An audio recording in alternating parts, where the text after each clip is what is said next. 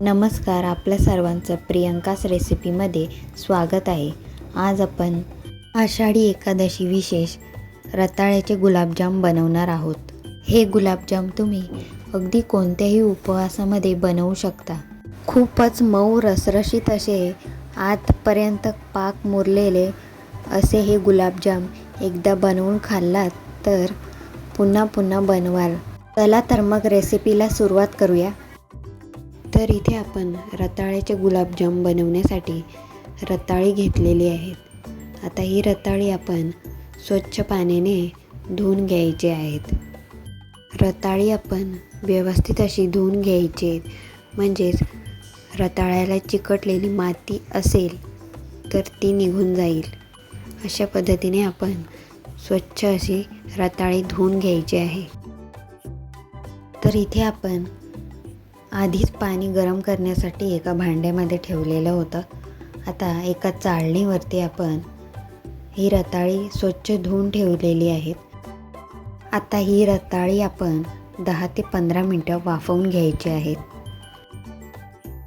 तर इथे 10 ते 15 मिनटं झालेली आहेत. आता आपण यावरचं झाकण काढून सुरीने आपण चेक करून घेत आहोत. तर इथे आपली रताळी व्यवस्थित अशी शिजली आहेत. आता आपण एका प्लेटमध्ये काढून घेऊया. तर इथे आपली रताळी थंड झालेली आहे. आता या रताळ्यांचं साल आपण काढून घेऊया. रताळी शिजवताना आपण रताळी ओव्हरकुक करायची नाही आहे. त्याच्यामुळे आपलं पीठ सैल होऊ शकतं. त्यामुळे आपले गुलाबजाम नीट येणार नाहीत.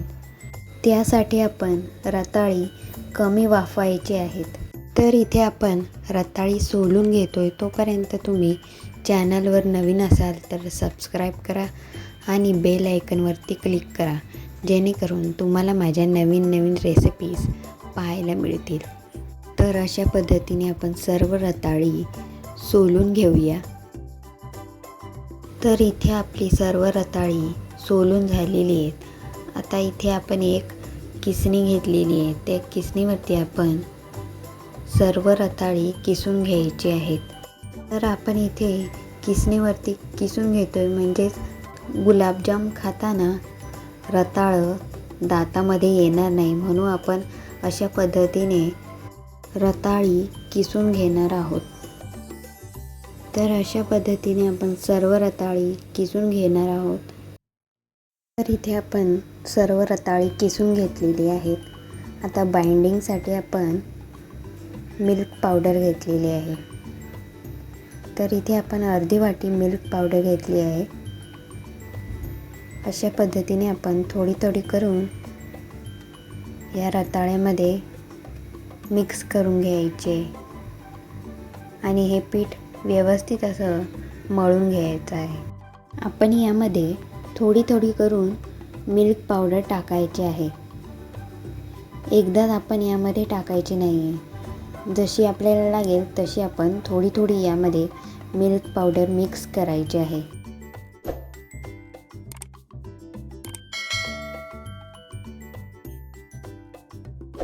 तर इथे आपण मऊसूत पीठ मळून घेतलेलं आहे. आता आपण यावरती झाकण ठेवून 10 ते 15 मिनटं असंच ठेवायचं आहे. इथे आपण साखरेचा पाक बनवण्यासाठी 2 वाटी साखर आणि 2 वाटी पाणी असं प्रमाण घेतलेलं आहे. जर तुम्हाला साखरेचा पाक बनवता येत नसेल तर मी मागच्या व्हिडिओमध्ये साखरेचा पाक बनवून दाखवलेला आहे आणि त्याची लिंक मी डिस्क्रिप्शन बॉक्समध्ये दिलेली आहे. तुम्ही चेक करू शकता. तर इथे तुम्ही पाहू शकता 10 ते 15 मिनटं झालेली आहेत. आता आपण या पिठाचे गुलाबजाम बनवून घेऊया. त्यासाठी आधी आपण हाताला तूप लावून घ्यायचं आहे आणि आता आपण छोटे छोटे गुलाबजाम बनवून घ्यायचे आहेत. सर्व गुलाबजाम आपण एकसारख्या आकाराचे बनवून घ्यायचे आहेत. तर इथे पाहू शकता पहिला गुलाबजाम आपण बनवून घेतलेला आहे. त्याच पद्धतीने आपण असे सर्व गुलाबजाम बनवून घ्यायचे आहेत. आणि इथे आपण सर्व गुलाबजाम एकदाच बनवून घ्यायचे नाही आहेत. 3 बॅचमध्ये आपण हे गुलाबजाम बनवायचे आहेत. तर इथे तुम्ही पाहू शकता की आपली पहिली बॅच तयार झालेली. आता आपण हे गुलाबजाम तळून घेऊया. गुलाबजाम तळण्यासाठी आधीच आपण तेल गरम करायला ठेवलेलं होतं. आता आपण यामध्ये एक एक करून गुलाबजाम सोडून घेऊया. तेल आपल्याला जास्त पण गरम करायचं नाही आहे.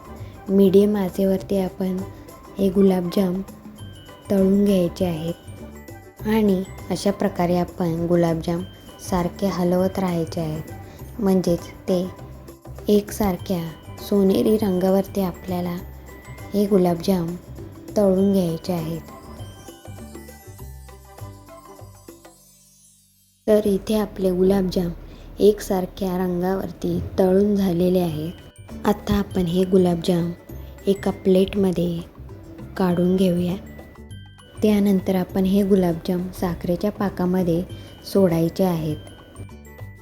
तर इथे आपण एक एक करून गुलाबजाम साखरेच्या पाकामध्ये सोडून घेऊया. आणि इथे दुसऱ्या बाजूला तुम्ही पाहू शकता की गुलाबजामची दुसरी बॅच तयार होत आहे.